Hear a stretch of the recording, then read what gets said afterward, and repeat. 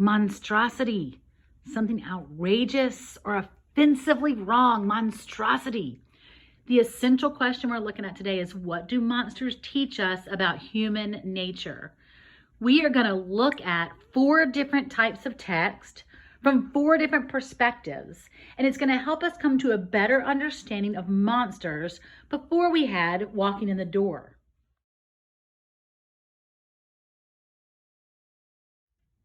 We'll read an excerpt from Mary Shelley's Frankenstein.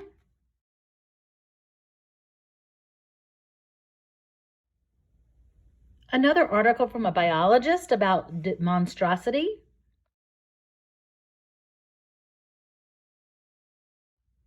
And last but not least, a really hard segment from the book Night.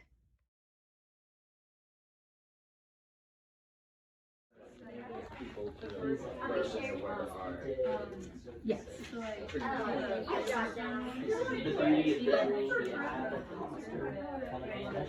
And then Breathless were discussed Phil's heart, and then he was unable to endure the aspect of being.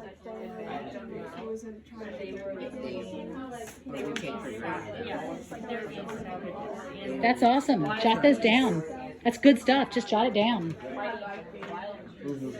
So David, what are y'all jotting down?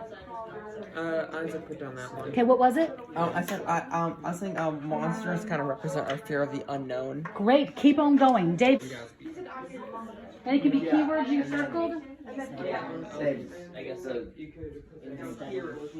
feeling what he'd done, he saw that like, oh, look at this terrible. Like the laws of nature and stuff, like what nature is, like what is normal in nature.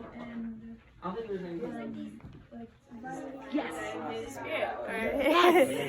Yes, that's great. You notice he looked different. Bread, and then 2 other natives killed the boy for the 1 piece of bread.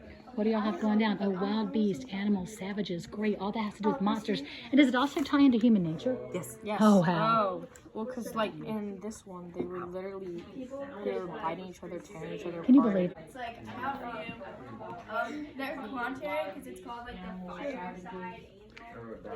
Wits end, they're at their wits end of having to go so far to kill each other for a piece of bread.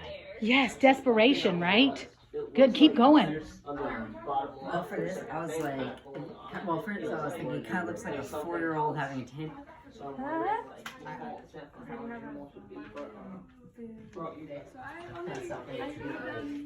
where's for the picture? I'm not sure if Good. we're supposed to share that. Yeah, share those too. The creature in the picture looks like madder than man.